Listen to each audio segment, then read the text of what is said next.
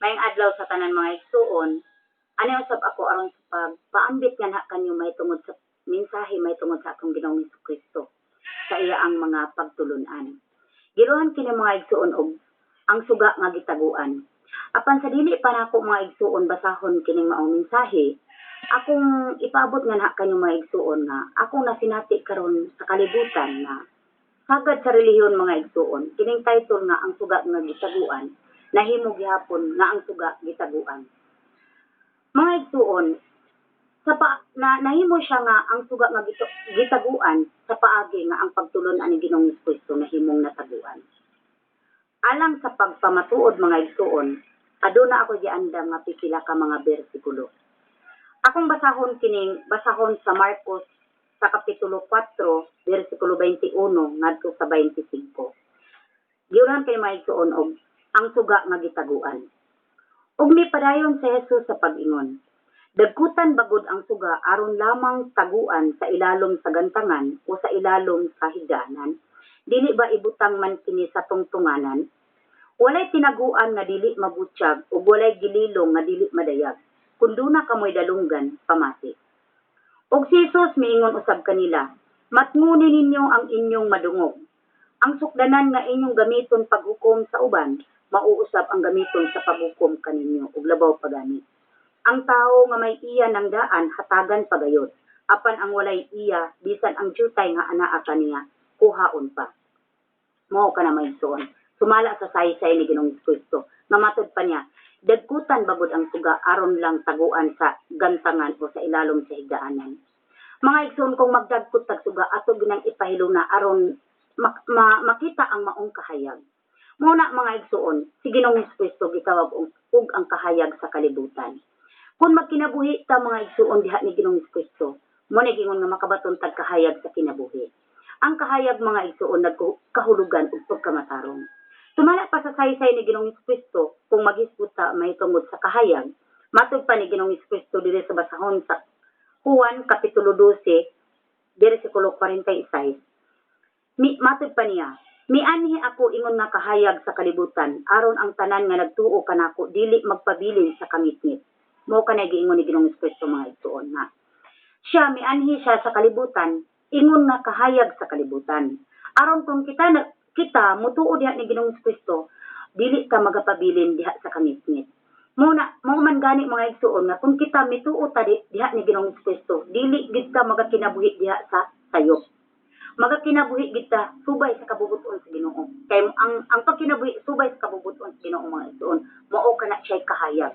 Kay ang bunga gani sa kahayag mga igsoon mao ang katarong, pagkamatarong. Ug ang bunga sa kangit-ngit mga igsoon mao kana pagkadautan, pagkinabuhi nga dili makapahimuot sa Ginoo. Mao kana mga igsoon. Ug diri sa basahon sa Juan sa kapitulo 8, bersikulo 12, matod pa ni Ginoong Kristo. Unya si Jesus miingon na usab sa mga Parisiyo, ako mao ang kahayag sa kalibutan. Ang mosunod kanako dili na gayud maglakaw diha sa kangit-ngit, kundi makabaton hinuon sa kahayag sa kinabuhi. Mao kanay giingon ni Ginoong Kristo mga igsoon. Karon, kung sa relihiyon atong basihan, daghan kaayong mga membro diha sa relihiyon mga igsoon nga nagakinabuhi diha sa kangit-ngit. Kay kung diha sa maong relihiyon mga igsoon, kung si Ginoong Kristo gihimo pa nila nga mao ang kahayag nga matod pa diri sa title nga ang suga nga gitaguan, kung wala pa nahimong nataguan ang maong pagtulon ani Ginoong Kristo nga si Ginoong Kristo ang iyang ngalan gigamit, ang iyang pagtulon-an gigamit mao gipasunod sa mga tawo, dili mahitabo mga igsuon nga ang katawhan nga naa sa relihiyon magakinabuhi nga magapabilin diha sa kamit-ngit. Nganong nahitabo mga igsuon nga sa mga tao karon daghan kay nang drugs, ang uban palahubog, ang uban mga igsuon sugarol, daghan kay mga anomalya, ang uban mga magtiayon nga bulag na, nga ungkag na, nang kinabitay na nganuman tungod kay wala magkinabuhi diha sa kahayag. Kay kun diha sa maong relihiyon mga igsuon, gigamit pa ang pulong ni Ginoong Kristo, ang pagtulon-an pa ni Ginoong Kristo gipasunod sa mga tawo makabatong ang tagkahayag sa kinabuhi. Maayo unta ang dagan sa pagkinabuhi sa mga panimalay. Nganong nahitabo nga dunay mga pagkaungkag, dunay mga kagubot, mga kaguliyang tungod kay nagakinabuhi diha sa kangit-ngit. Kay si Ginoong Kristo nagaingon nga ang nagatuo kanako dili gayud magapabilin diha sa kangitngit. Pero ang nahitabo karon mga igsuon dinhi sa kalibutan, ang mga tawo nagapabilin gihapon diha sa kangitngit. Tungod kay si kining giingon ni Ginoong Kristo, ang suga nga gitaguan. Kung wala pa unta nahimong natago ang maong suga, dili mahitabo mga igsuon ang atong kalibutan karon nagakaguliyang. Makadungog ta nga dunay gubat, makadungog ta nga dunay mga kamatay tungod sa dunay mga linog, dunay mga bagyo, dunay mga daghang kaayong mga kamatay. Nasayod ta mga igsuon nga ang Dios gugma. Kung nagkinabuhi pa ang tanan diya sumala sa gugma sa Dios, sumala diya sa kahayag sa kahayag nga mao sa Ginoong Kristo, ang kahimtang unta sa atong kalibutan karon mga igsuon, doon untay kalinaw. Dunay pagsinabtanay tungod kay kung magkinabuhi ta diya sa kahayag, walay mahitabo nga mga kangitngit. Mao ka na igsuon.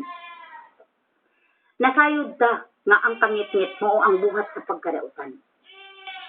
Ingon ta mga igsuon nga dunay mga tawo karon nga moingon silang kagulingon, wala ko nagpatay, wala ko nangawat og uban pang mga buhat. Tungod kay wala nila buhata, daw sa para nila nahimo silang kahayag. Apan ang pagkinabuhi diya sa kahayag mga igsuon, sumala sa kamatuoran diha ni Ginoong Kristo. Kay si Ginoong Kristo mga igsuon mao ang kahayag. Iyan ang gipasabot nga mianhi ako sa kalibutan ingon nga kahayag. Aron ang tanan nga nagtuo kanako dili na magpabilin diha sa kangitngit. Mao kanay iyang giingon mga igsuon. Muna nga sumala pa sa saysay diri sa unahan, walay tinaguan nga dili mabutsyag o walay gililong nga dili madayag. Matod pa niya. Muna nga, kini nga maong pagtulunan ni Ginoong Kristo mga igsuon sa atong panahon karon, nahimong gitaguan. Ang suga nga gitaguan. Biblia na giingon mga igsuon nga ang suga nga gitaguan. Kini nga maong gitaguan gani mga igsuon. Muna giingon niya nga, walay tinaguan nga dili mabutsyag. Mao na nga, ni ako mga igsuon, nga gipaabot nako kining mga daghan akong mga wali mga igsuon nga gipadayag nako ang mga kamatuoran kay mao ni kabubuton sa Ginoo nga ang kamatuo kinahanglan ang tanan mahibalos kamatuoran aron ang mga tawo mga igsuon makabaton og kaluwasan. Nga walay tinaguan nga dili mabutsyag ug walay gililong nga dili madayag. Kay sa kahimtang karon mga igsuon sa kalibutan, ang mga tawo nga sagad nga naa sa relihiyon nahimong nalilungan sa kamatuoran. Nalilong sila sa kamatuoran, wala nila masayre ang kamatuoran tungod lagi kay ang maong suga nahimong gitaguan. Mga igsuon, dili kini maayo nga mga paagi sa mga pagpanudlo diya sa tawo. Kay kung kita magakinabuhi sumala sa kabubuton sa Dios, makabaton tag kahayag sa kinabuhi. Mabatunan nato sa atong panimalay ang malinawon nga pamuyo, kalipay nga pamuyo. Apan kung sa ato ganing pagpangalagad sa Ginoo, dili gani ka magakaton diya sa kasulatan. Wala ka mahibalo sa mga pag-agi sa Ginoo. Wala nato masayre nga sa ato diyang pagkinabuhi, nagalakaw na di eta diha sa kangitngit. Muna nga, bisan sa mga kalibutanon mga igsuon nga mga butang. Example lang, sa mga pagpuyo sa tawo. Muna giingon nga, walay tinaguan nga dili mabutsyag, o walay gililo nga dili madayag. Kay nga naman, tungod sa kahimtang sa mga tao ng kalibutan ng mga igsuon, dunay mga panahon nga sa imong pagkinabuhi, bisan tali sa mga magtiayon, dunay mga gipanglilong. Muna nga, sa kahimtang mga igsuon nga, matod pa ni Ginoong Kristo, walay amoy gitaguan nga dili mabutsyag, walay gililong nga dili madayag. Bisag unsay imong gitago, mahimo gina siyang madayag. Tungod kay ang pulong sa Ginoong mga igsuon, nagasgilo na daan, nga bisag unsay imong nahimong gitaguan, dili gid mahitabo nga dili na mabutsyag. Muna nga, kung kita na gililong, dili nato na tagu-taguan, atot ipadayag. Kaya ang tao nga iya sa kahayag, wala iya mo'y mga buhat kangit-ngit nga gipang taguan.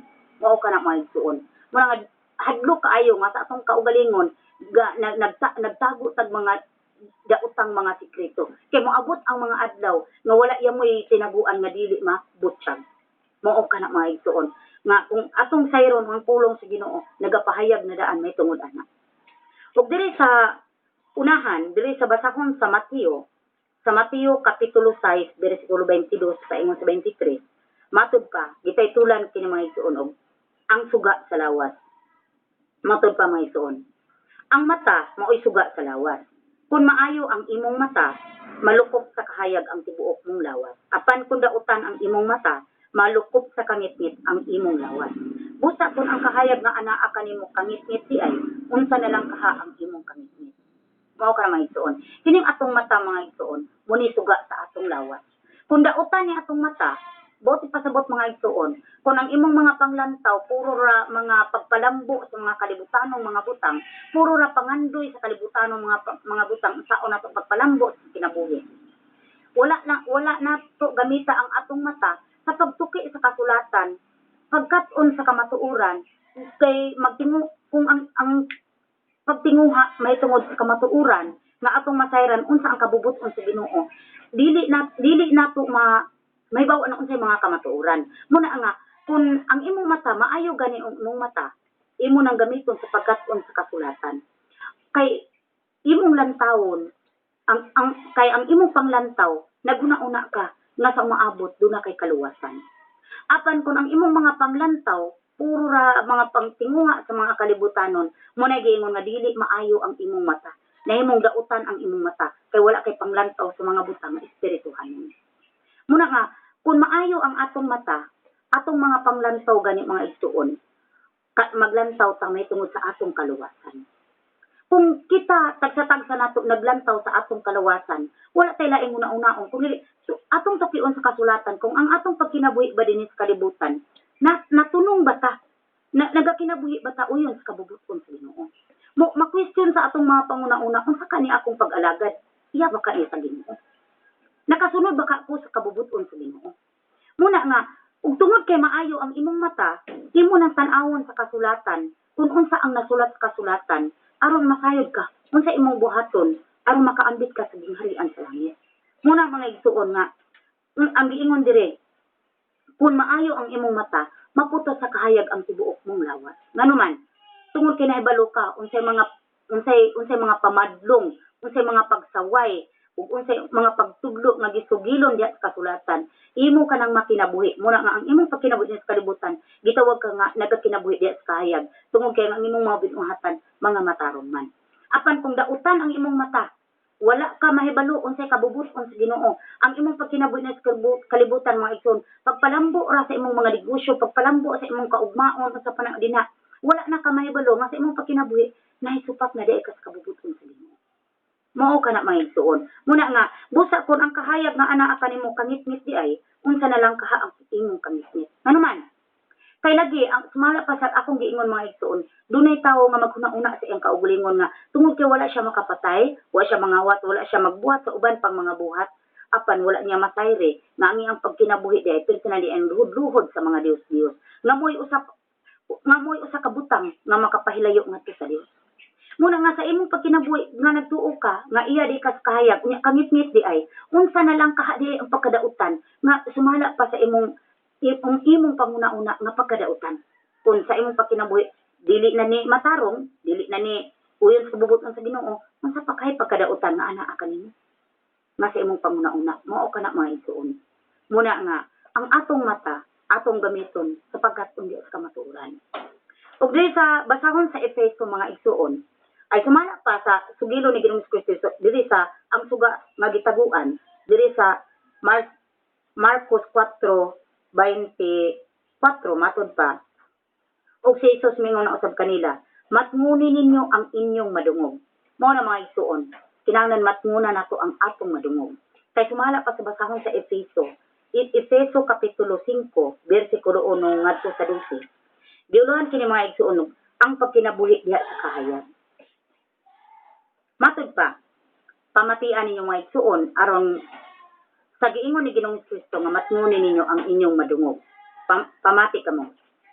Sanglit kamo minahal man nga mga anak sa Dios, paningkamot gayud kamo nga mahisama kaniya.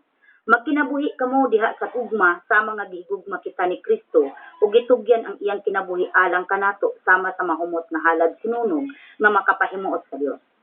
Sanglit kamo katawuhan man sa Dios, dili maayong igdungog nga dunay sa lawayong pagpakiglawat o kahugawan o kahakog diha kanimo. Ayaw kamo paggamit og mga pulo nga malaway binuang og mahugawong tiaw. Angay hinuon kamong magpasalamat sa Dios. Siman ikini Walay tawo nga sa lawayon, law ay uhapog, kay ang kahapog maoy usa ka paagi sa pagsimba sa Dios nga makaambit sa gingharian ni Kristo ug sa Dios. Ayaw kamo patuntok kang bisan kinsa pinaagi sa mga pulong nga binuang, kay tungod ni ini mahiagom sa kapungot sa Dios ang musupil kaniya. Busa likayi gayod ninyo kining mga tawhana. Kaniadto dulom ang inyong kinabuhi apan karon may kahayag na sukad nga kamo nahimong katawhan sa Dios. Busa kinahanglan nga magkinabuhi kamo ingon nga mga tawo nga iya sa kahayag. Kay ang bunga sa kahayag mao ang kaayo, katarong ug kamatuoran. Paning kamuti nga makatuna ninyo ang makapahimuot sa Ginoo. Ayaw kamo pag-apil-apil sa mga daotang buhat nga iya sa kangit-ngit. Tinuon ibutyag kini. Kay makauulaw bisan gani ang paghiskot sa mga butang nga gibuhat nila sa tago. Mao ka na mga igsoon. Diri sa title nga ang pagkinabuhi diha sa kahayag. Di pa himangnuan ta sa kasulatan nga dili ta mag-apil-apil sa mga buhat nga iya sa kangit-ngit.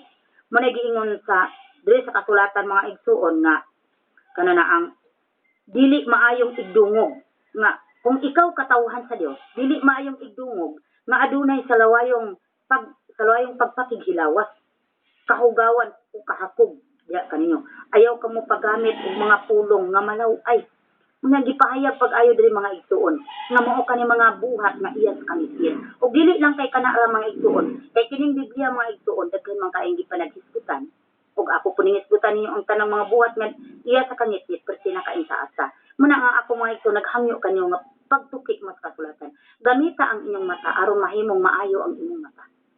Muna nga diri sa unahan mga igsuon, pinagisgot ni nga karon may kahayag na kaniya at matod pa may ison kaniya tudulom ang inyong kinabuhi apan karon may kahayag na sukad nga kamo nahimong katawhan sa Dios. Kung mahimot ang katawhan sa Dios nga isuon munay mahitabo mga ison nga mahimot ang iya sa kahayag. Kay walay iya sa Dios nga isuon nga magkinabuhi diha sa kangit-ngit kun dili diha dayon sa kahayag. Matod pa busa kinahanglan nga magkinabuhi kamo ingon nga mga tawo nga iya sa kahayag kay ang bunga sa kahayag mao ang kaayo, katarong ug kamatuoran. Mao na mga isuon. Ang bunga sa kahayag mao ang kaayo, katarong ug kamatuoran. Mao na mga isuon, nahibalo na pud siguro mo og unsay katarong. Pag minatarong ug kamatuoran, kining Biblia mga igsuon. Kining Biblia mga igsuon mao kini pulong kamatuoran. Ang tanan nga nasulat diri mga igsuon mo ni pulong kamatuoran nga kinahanglan nga imong masayran pinaagi sa imong mata nga imong masayran kini maong mga kamatuoran aron magakinabuhi ka diha sa kahayag dili sa kangit-ngit.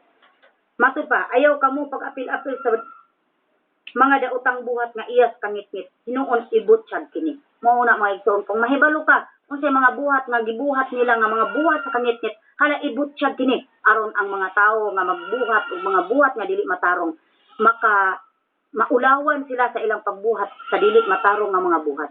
Kay kining buhat nga dili matarong mga igsuon mooy mga buhat nga dili kahimut-an sa Ginoo. Muna nga bisan sa unang panahon gani mga igsuon kung duna gani masaktan nga manapaw batuon hangtod mamatay. Mao kana mga igsuon sa unang panahon kung ikaw nakasala dunay insigida dayon nga mga silot nga maabot diha nimo. Muna nga pag-abot ni Ginoong Kristo lahi na sa diha gani nga diha siya diha nasakpan nga nanapaw nga gipakita diha niya hisulat gani yuko siya sa yuta. Matod pa niya kinsa katong muuna pagbato, kinsa katong kuan nga muuna pagbato sa mga babae walay ni bato. Kinsa katong wala makasala matod pa ni Ginoong Kristo. Kinsa katong wala makasala mo'y muuna pagbato. Apan tungod kay mga tawo makasala man walay ni bato. Mao na mga igsoon na diri sa kasulatan kung unsay mga buhat nga iya sa kangit ibutyag kini. Mao kana mga igsoon na sa kahintang unsay mga buhat nga dili iya sa kangit kinahanglan ibutyag aron ang mga tawo dili na magbuhat sa mga buhat nga iya sa kangit aron mobati sila kaulaw. Mao kana mga igsoon nga diri sa unahan, matod pa sulti nga ang sukdanan nga inyong gamiton paghukom sa uban, mausab ang gamiton sa paghukom kaninyo ug labaw pagani. Kay kini kong paghukom mga igsuon, kitabod na tawo, wala tay katungod sa paghukom sa atong isig katawo. Kay ang tawo gud sagad, bisag walay kaalam-alam sa kasulatan, maayo kay manghukom sa uban. Dili maayo nga maghukom ang tawo pinasikad sa iyang mga panghuna-huna. dili maayo nga ang tao maghukom pinasikad sa iyang makita. Kay bisan si Ginoong Kristo nagasugilon diri sa kasulatan. Diri sa basahon sa Juan kapitulo 12 bersikulo 48 matud pa. Adunay mo silot ni adtong magsalikway kanako og dili mo dawat sa akong mensahe. Ang pulo nga akong gisuti mauunya ang maghukom kaniya sa katapusang adlaw. Kining pulong ni Ginoong Kristo mga igsuon nga nasulat sa Biblia, mao kini ang muhukom sa tawo sa katapusang adlaw. Sumala pa sa mga saysay diri mga igsuon, gisaysay na pag-ayon sa ang mga buhat nga iya sa kamit-ngit. Sumala pa sa kung gibasa niyo kaganina nga kining mga buhata walay dapit sa gingharian sa langit. Muna nga kung buhato na sa tawo dili mo biya ang tawo di anang mga buhata dili moabot gina sa iyang kinabuhi nga dili gid siya makaambit sa gingharian sa langit. Muna nga ang mahitabo sa tawo mga igsuon, maadto na siya sa kalayo sa impierno nga mauna ang ikaduhang kamatayon.